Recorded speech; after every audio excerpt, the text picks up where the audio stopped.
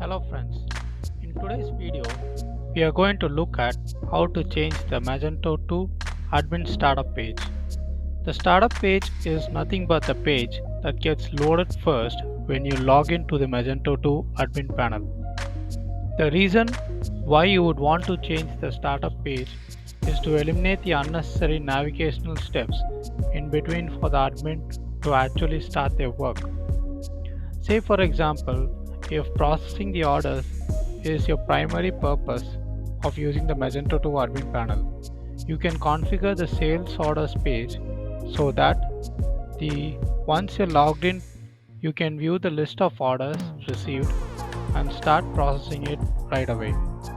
If managing products and updating stocks is your daily routine, you can configure the catalog products page so once you log in, you can right away search for the products, update product information in stocks. Now let's look into the steps for changing the admin startup page.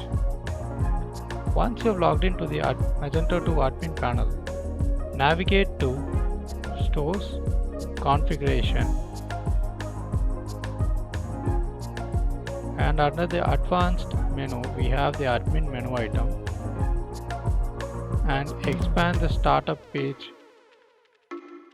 So here uncheck this box and you can select which page you want to be displayed as the startup page. So I'm going to select sales orders and click on the save configuration. So once you have saved the configurations, when you log out and log in, the sales orders page will be displayed first.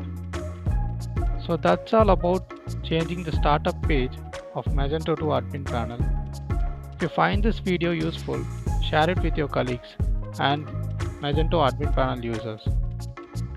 Thanks for watching. See you on the next video. Bye bye.